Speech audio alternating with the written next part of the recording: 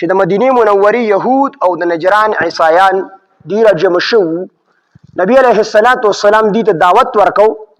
اخر کې د يهوديانو نه یو کس پاسېدو، ابو رافع د بنو قریظه قبیله نه. دې را پاسېدو، نبی علیه الصلاۃ والسلام ته وی چې اے محمد صلی الله علیه وسلم ته دا غواړي چې مونږ ستا عبادت وکړو، مونږ دا خلک ستا بندگان جوړ شو، ستا عبادت وکړو څنګه چې د عیسی علیه الصلاۃ والسلام او د مریم بیبي عیسایانو عبادت کو او هغه خپل رب ګڼي.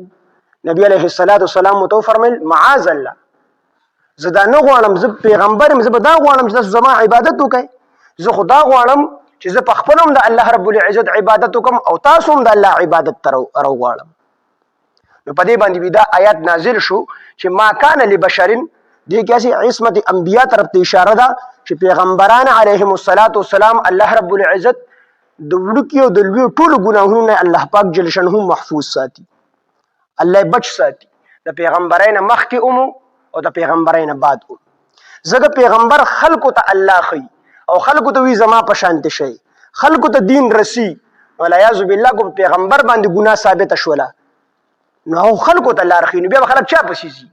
نو پیغمبران الله پاک جل شانه په خپل نگرانی کې ساتي، اغینه چې کوم دی ګناه نکي، دا الله پاک په خپل نگرانی کې الله پاک دغه تربیت کوي، د پیغمبرانو نه ګناه نکيږي. ګوره یو سړی یو بادشاه یو سفیر بل ملک ته لیږي، نو سفیر داسې ګوري چې دا سفیر د دې ملک وفادار وي او د دې ملک دغه په پالیسۍ باندې هم پوهیږي، په دغه کار باندې هم پوهیږي او د دې بادشاه د دې ملک وفاداري. نو چې انسان د خپل ځان د لپاره وفادار کس ګوري او دغه خبره ټیک ټیک بل ملک ته رسي داسې کس ګوري، نو الله رب العزت داسې کسان د پیغمبرای د لپاره شان کړي دي چې هغه د الله پاک جل شانه 100% په خپل هم تابعداري او 100% الله پاک جل شانه خلقو ته دعوت د الله پاک د تابعداري ورکړي.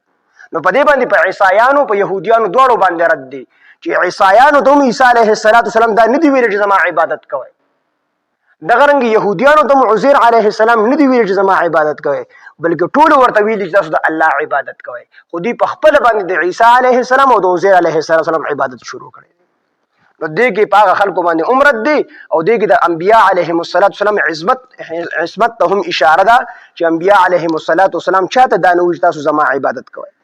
ما کان لبشر، نشته د حق لبشر یو بشر ته یو انسان ته ايؤتيه الله، دا چې ورکړي هغه ته الله پاک الکتاب کتاب، والحکم او د دین فهم، والنبوت او نبوت، دا سيزونه ته الله پاک نبوت غوندې لوی درجه ته الله پاک ورګي.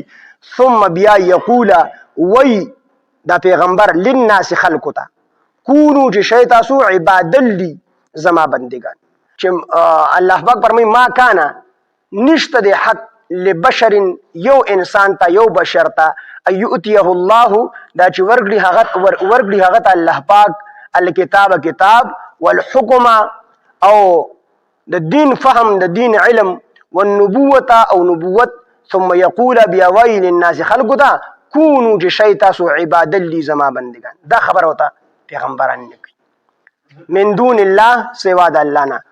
سوته وی پیغمبرانو ته سوی ولکن کونو، لیکن پیغمبران ورته وی کونو شی تاسو ربانیین خدای خلق الله والا شی د الله بندگان شی، بما په سبب د هغه سو کنتم تعلمون چې تاسو بس د کولو خلقو ته الکتاب کتاب، و بما په سبب د هغه سو کنتم تدرسون په سبب د هغه چې تاسو بلستلو، کنتم تدرسون چې تاسو بلستلو.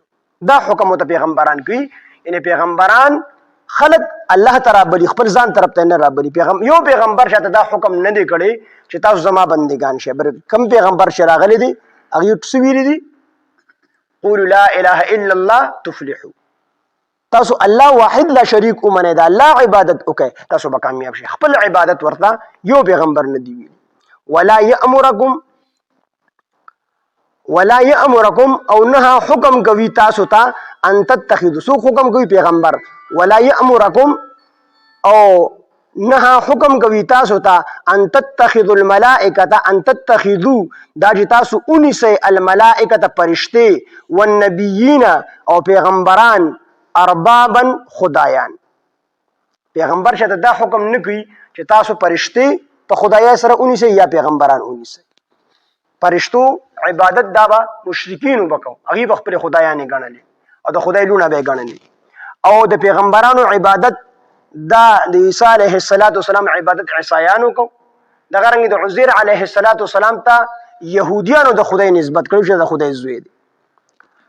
نو الله پاک فرمایي چې ولا یامرکم، دا پیغمبر حکم نه کوي تاسو ته ان تتخذوا د تاسو اونیسه الملائکه فرشته لکه د مشرکین په شان دي، والنبیین او پیغمبران لکه د عیسایانو د يهوديانو په شان دي چې عیسایانو عیسی علیه السلام او مریم بیبي او يهوديانو حضرت عزیر علیه السلام د خدای زوی ګڼو.